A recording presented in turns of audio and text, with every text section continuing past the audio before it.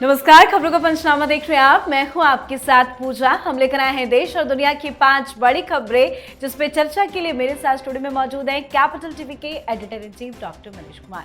Doctor साहब, बहुत बहुत स्वागत है आपका। धन्यवाद। सबसे पहले नजर हेडलाइंस पर। पीएम मोदी ने इंटरनेशनल विमेंस डे पर नवसारी में लखपति दीदियों से की बात। महिलाओं को सौंपा अपने सोशल मीडिया अकाउंट का जिम्मा। कार्यक्रम को संबोधित कर कहा, मैं दुनिया का सबसे धनवान व्यक्ति क्योंकि मेरे पास करोड़ों माताओं बहनों का आशीर्वाद। दिल्ली की महिलाओं को महिला समृद्धि योजना का तोहफा। कैबिनेट ने लगाई मुहर। नड्डा ने की योजना की घोषणा। रजिस्ट्रेशन की तारीख भी तय तो आतिशी बोली, आज नहीं आए पैसे। गुजरात में कांग्रेस नेताओं पर भड़के राहुल गांधी। दिया ऐसा बयान कि मचा भारी बवाल। राहुल ने कहा, कांग्रेस के आधे नेता बीजेपी से मिले, 30-40 को निकालना पड़ेगा। चुनाव से पहले बिहार में बाबा बागेश्वर का सनातन संदेश। सनातन पर घिर गई आरजेडी तो प्रशांत किशोर का बड़ा ऐलान। तेजस्वी यादव के खिलाफ राघोपुर सीट से लड़ेंगे चुनाव। भारत अपने टैरिफ में कटौती के लिए सहमत। राष्ट्रपति ट्रंप ने दिया बड़ा बयान। कांग्रेस ने बोला हल्ला। कांग्रेस ने पीएम मोदी से टैरिफ पर संसद को विश्वास में लेने की उठाई मांग। खबरों की शुरुआत में सबसे पहले बात अंतर्राष्ट्रीय महिला दिवस के अवसर पर पीएम मोदी के महिला सम्मान की। देश भर में महिलाओं को सम्मानित करने के लिए कई महत्वपूर्ण कदम आज उठाए गए। सरकार और विभिन्न संगठनों ने आज के दिन को खास बनाने के लिए कई सारी योजनाओं की शुरुआत भी की। तो वहीं आज पीएम मोदी ने महिला दिवस पर अपनी सोशल मीडिया को उन महिलाओं को समर्पित किया जिन्होंने अपने क्षेत्रों में विशेष उपलब्धियां हासिल की हैं। इसी के साथ पीएम आज नवसारी में आयोजित लखपति दीदी कार्यक्रम में शामिल हुए। इस कार्यक्रम की खास बात यह रही कि जब प्रधानमंत्री नरेंद्र मोदी की सुरक्षा पूरी तरह से महिला पुलिसकर्मियों को सौंपी गई। इस कार्यक्रम के दौरान पीएम मोदी ने 10 चयनित लखपति दीदियों से बातचीत भी की और उनमें से 5 को प्रमाण पत्र देकर सम्मानित किया। कार्यक्रम के दौरान पीएम ने कहा कि आज मैं गर्व से कह सकता हूं कि मैं दुनिया का सबसे धनवान व्यक्ति हूं। मेरे जीवन के खाते में करोड़ों माताएं बहनें बेटियों का आशीर्वाद है और ये लगातार बढ़ रहा है और इसीलिए मैं कहता हूं कि मैं दुनिया का सबसे धनवान व्यक्ति हूं। पीएम ने यह भी कहा कि पिछले 10 वर्षों में उनकी सरकार ने महिला सुरक्षा को सर्वोच्च प्राथमिकता दी है और बलात्कार जैसे जघन्य अपराधों के लिए मृत्यु दंड का प्रावधान करने के लिए कानूनों में संशोधन भी किया गया है। हर बार पीएम मोदी महिलाओं के लिए कुछ ना कुछ खास करते हैं और आज का दिन खास है, उन्होंने तो और ज्यादा खास बना दिया। आपको वुमेन्स डे की बहुत बहुत बधाई हो और तमाम दर्शकों को भी। एक परिपाटी प्रधानमंत्री मोदी ने शुरू किया है। बड़ी बड़ी योजनाओं की घोषणा आज के दिन और कमाल कर दिया। राजनीति परसेप्शन पे ही होती है। आपने देखा लखपति दीदियों की लाइन लगा दी प्रधानमंत्री ने। ये रियल एम्पावरमेंट है। बाकी आज़ादी के बाद महिलाओं का सशक्तिकरण, तरह तरह के फेमिनिस्ट और तरह तरह की बातें होते रहती थी। डिबेट्स बहुत होते थे, सेमिनार बहुत होता था, टेलीविजन पे बहस बहुत। काम करके दिखाया प्रधानमंत्री मोदी ने। कैसे, इसको भी समझना जरूरी है। प्रधानमंत्री मोदी का जो फोकस जो योजनाओं पे होता है, उसमें जहां कहीं भी महिलाओं को प्रेफरेंस देने की बात आती है, इमीडिएटली वो काम कर देते हैं। ये सिर्फ अमीर महिलाओं के लिए फेमिनिज्म नहीं है या सशक्तिकरण नहीं है। गरीब महिलाओं के लिए जो प्रधानमंत्री मोदी ने किया, सबसे बड़ी चिंता क्या होती है? She is in charge of the kitchen. अनाज कम नहीं पड़ना चाहिए।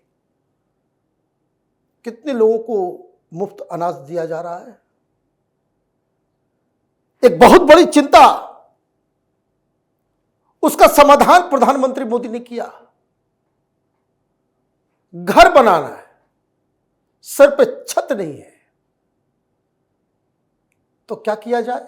आपको यह मालूम होना चाहिए कि ये सारा जो योजना है घर बनाने का, ये महिलाओं को ही मिलता है, मेल के नाम पे नहीं होता।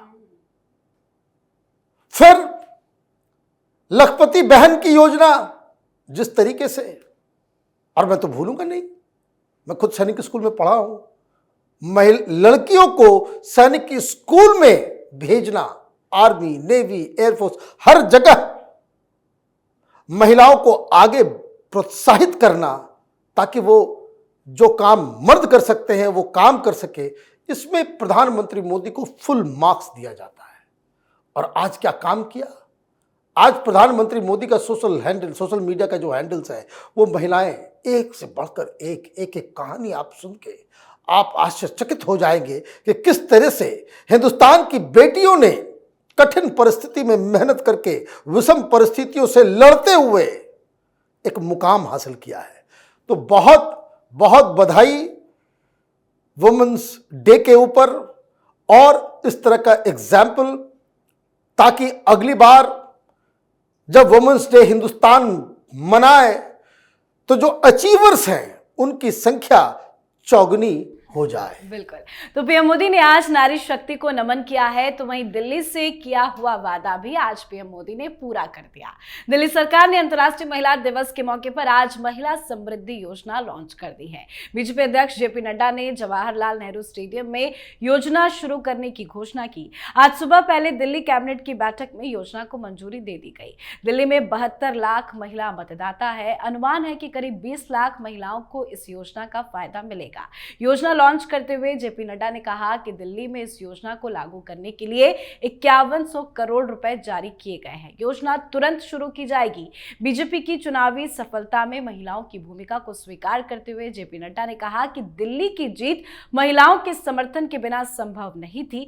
तो वहीं आतिशी ने प्रेस कॉन्फ्रेंस करके बीजेपी को एक बार फिर से घेरा है। आतिशी ने कहा है कि पीएम मोदी की एक और गारंटी जुमला निकली। 8 मार्च को महिलाओं के खाते में नहीं आए 2500 रुपए। आज पीएम मोदी ने वादा पूरा कर दिया, घोषणा भी हो गई, कैबिनेट की मंजूरी मिल गई, जेपी नड्डा ने भी ऐलान कर दिया। लेकिन ये आतिशी बार बार क्यों घेर रही हैं? वो कहते हैं ना, अंगूर खट्टे हैं जी। वो अपना फोन दिखा रही थी, भैया आपको पैसा नहीं मिलेगा। शर्म भी नहीं आती कि आप जो है मुख्यमंत्री रह चुकी हैं, आपको 2500 रुपए चाहिए भाई, किस बात के लिए?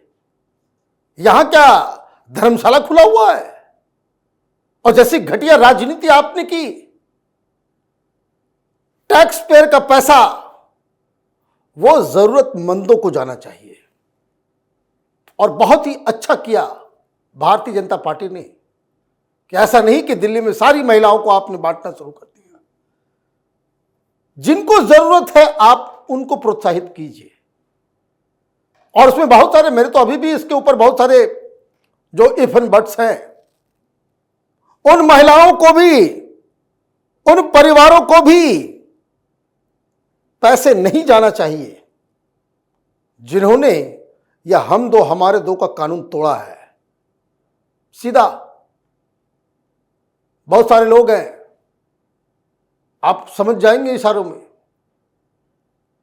8-8 बच्चे, 10-10 बच्चे, 4 बच्चियां उसमें बालिग होंगी, पैसे लेंगी। एक परिवार में एक महिला को, उससे ज्यादा नहीं, ताकि आप ऐसा ना कर दें कि लोग होड़ लगाने लग जाए। क्योंकि एक तो ये फ्रीबीज, इस तरह की योजनाओं से सरकारी खजाना खाली होता है। इसका इंपैक्ट ये होता है कि फिर पुल नहीं बनेंगे, हॉस्पिटल्स नहीं बनेंगे, इंफ्रास्ट्रक्चर में दिक्कत होगी, स्कूल से नहीं बनेंगे। भाई रिसोर्सेज अगर लिमिटेड है, उसमें अगर आप इस तरह की योजनाओं को आप आगे लेकर के जाओगे तो कहीं ना कहीं से तो कटौती होगी। कोई कुबेर का खजाना तो नहीं है क्या आप उससे पैसे निकालते जाओ और खर्च करते जाओ। तो मुझे लगता है कि यह बैलेंस करने की आवश्यकता है। रही बात आम आदमी पार्टी की, आम आदमी पार्टी का धीरे धीरे सारा एजेंडा, सारी चीजें वो फेल होती चली जा रही हैं। किसी ने बताया कि अगला नंबर मनीष सिसोदिया के उस क्रांतिकारी एजुकेशन मॉडल का है। सीएजी रिपोर्ट तैयार है, बताया जा रहा है कि बहुत सारी खामियां और चोरी पकड़ी गई है क्रांतिकारी मनीष सिसोदिया की। जी, तो दिल्ली में बीजेपी के दाव से आम आदमी पार्टी डरी है, तो वहीं गुजरात पहुंचकर राहुल गांधी ने अपने मन की बात कह डाली है, जिससे एक बार फिर कांग्रेस पर सवाल खड़े हो रहे हैं। दरअसल राहुल गांधी ने आज गुजरात में वर्कर्स डायलॉग कार्यक्रम को संबोधित किया। इस दौरान उन्होंने दावा किया कि गुजरात में कांग्रेस के कुछ नेता बीजेपी से मिले हुए हैं। इसी के साथ उन्होंने ये भी कहा कि इन लोगों को निकालना पड़ेगा। उन्होंने कहा, गुजरात कांग्रेस में दो तरह के लोग हैं, एक जो जनता के साथ खड़े हैं, जनता के लिए लड़ते हैं और जिसके दिल में कांग्रेस की विचारधारा है। दूसरे वो हैं जो जनता से कटे हुए हैं, जनता से दूर बैठते हैं, जनता की इज्जत नहीं करते और उसमें से आधे बीजेपी से मिले हुए हैं। राहुल गांधी ने यह भी कहा कि जब तक हम इन दोनों को अलग नहीं करेंगे तब तक गुजरात की जनता हम पर विश्वास नहीं करेगी। साथ ही मंच से राहुल गांधी ने यह भी कह दिया कि 10, 15, 20, 30 लोगों को निकालना पड़ा तो निकाल देना चाहिए। बीजेपी के लिए अंदर से काम कर रहे हो, चलो जाकर बाहर से काम करो, तुम्हारी वहां जगह नहीं बनेगी, वो तुमको बाहर फेंक देंगे। ये क्या कह गए राहुल गांधी? देखिए, this is how he promote sycophancy, चमचागिरी। अब गुजरात में सारे कांग्रेसी लीडर सोच रहे होंगे कि भाई राहुल गांधी की नजरों में मैं कौन हूं, कांग्रेसी हूं या बीजेपी का दलाल हूं। आप वहां गए थे चुनाव की तैयारी करने, आप वहां गए थे संगठन को मजबूत करने। आपने क्या किया? आपने जो कल तक ऑलरेडी एक कमजोर पार्टी थी कांग्रेस पार्टी, उसकी स्ट्रेंथ को भी आपने आधा कर दिया, आधा कर दिया। यह आपने एक्नॉलेज किया कि जो कुछ भी बचा हुआ है उसमें आधे तो कांग्रेसी और आधे बीजेपी वाले हैं। कोई नेता ऐसी बात करता है? असली नेता तो वो होता है कि जो दूसरी पार्टी से अपने विचारों और अपने पराक्रम से दूसरे पार्टी के वर्कर्स लीडर्स को अपनी तरफ खींच ले। आप में कैलिबर है इस बात को। अपने ही लोगों को बाहर फेंकने के लिए तैयार हो गए, धमकी देकर के आप आ रहे हो। दिक्कत क्या है? राहुल गांधी को अभी भी ये बात समझ में नहीं आ रही है कि आपने 50% कहा, 90% पार्टी छोड़ के चले जाएंगे। क्यों? क्योंकि अब धीरे धीरे ये बात सबको समझ में आ रही है कि राहुल गांधी, प्रियंका वाड्रा, सोनिया गांधी के पास वो कुव्वत रही नहीं, आपके पास वो करिश्मा नहीं रहा, वो ताकत नहीं रही कि आप किसी भी व्यक्ति को चुनाव जितवा सकें।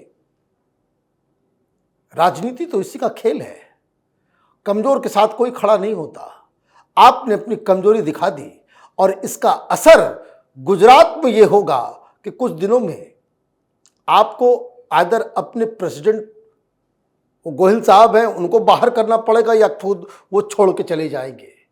मामला बड़ा डिफिकल्ट कर दिया है कांग्रेस पार्टी के लिए राहुल गांधी ने। दिल्ली में तमाम पत्रकार से लेकर के कांग्रेस पार्टी के पुराने लोग हंस रहे हैं, दे आर लाफिंग कि भाई ये क्या इनके दिमाग में आया कि मन की बात कहना है, मन की बात करना है, यूट्यूबर बन जाओ। लीडर तो वो होता है कि जो टूटी हुई पार्टी को जोड़ दे। आप पार्टी को और तोड़ने में लगे हुए हो। तो ये तो वही वाली बात है कि एक धक्का और दो, वो धक्का देकर के आ गए गुजरात से। जी, अब बात बिहार की राजनीति की। बिहार में चुनाव से पहले हिंदू धर्मगुरुओं के एक के बाद एक दौरे ने सियासी पारा को गर्म कर दिया है।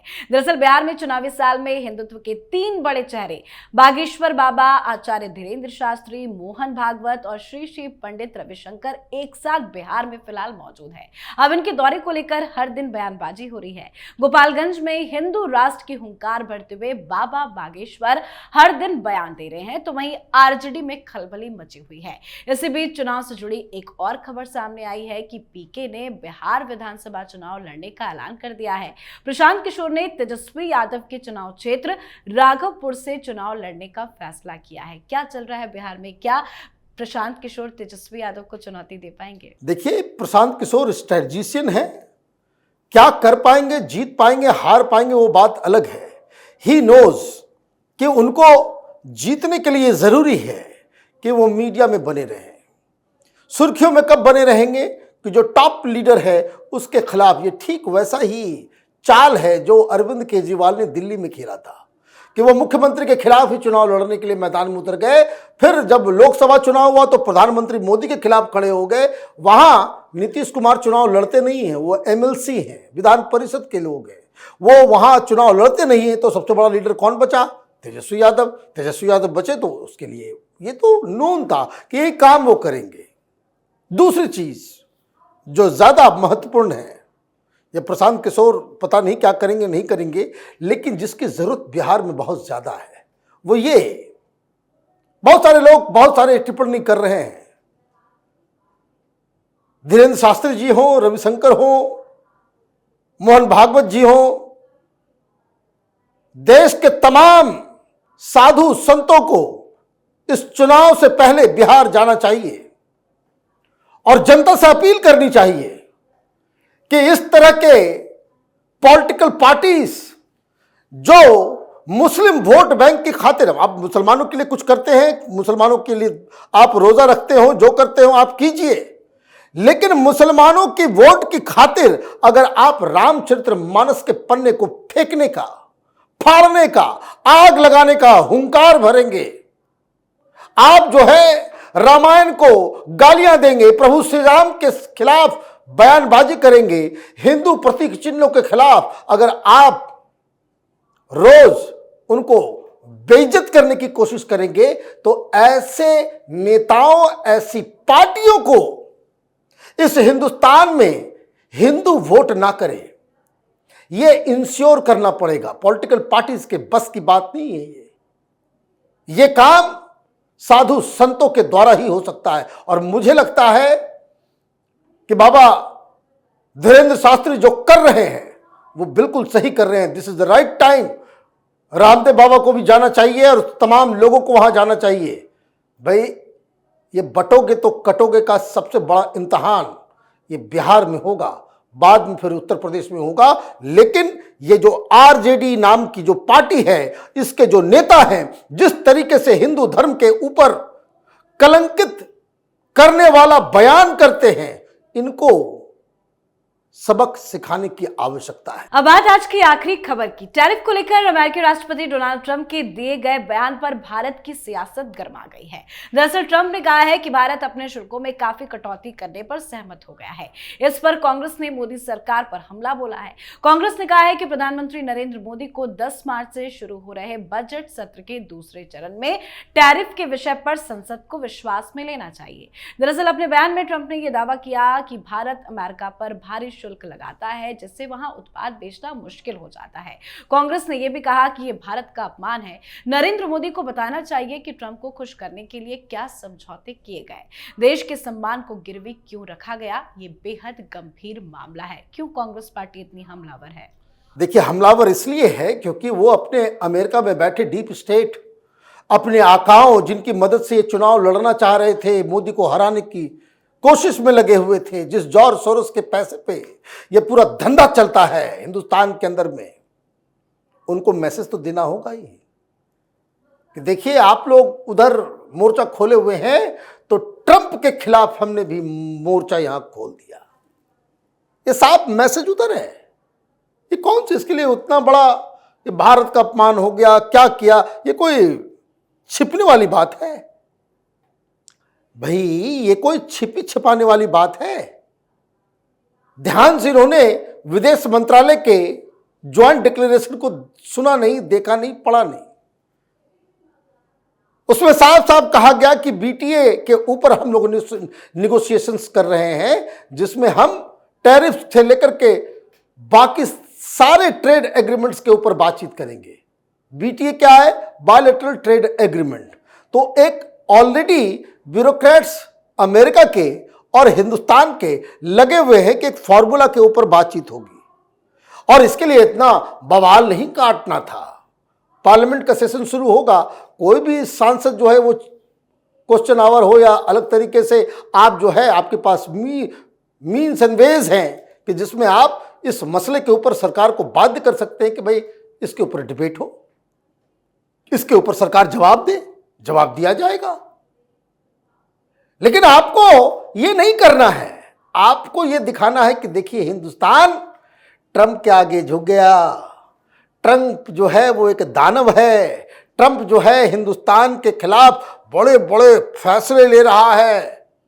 बहुत सारे लोग कह रहे हैं भाई पाकिस्तान के साथ नज़दीकियां बढ़ रही है ट्रंप की। मैंने बताइए ये क्या क्या कहानी आ रही है। ये दरअसल ये जो बाइडेन, ये लेफ्ट लिबरल कबाल का वहाँ जो पैसा बंद किया जा रहा है, तो एक पूरी दुनिया में एक नैरेटिव क्रिएट किया जा रहा है कि दुनिया में अब तक कोई सबसे खराब आदमी पैदा हुआ तो वो डोनाल्ड ट्रंप है। तो ये कांग्रेस पार्टी भी उसी अपॉर्चुनिटी का वो तलाश कर रही थी, आज उनको मिल गया, इसलिए पेट में दर्द है, इसलिए प्रेस कॉन्फ्रेंस कर रही है। बिल्कुल, बहुत बहुत धन्यवाद सर बातचीत के लिए। धन्यवाद। खबरों का पंचनामा में आज के लिए फिलहाल इतना ही। देश विदेश की बाकी खबरों और उनकी सटीक एनालिसिस के लिए देखते रहिए कैपिटल टीवी। या लाइक कीजिए, शेयर कीजिए और कैपिटल टीवी को सब्सक्राइब कीजिए। नमस्कार।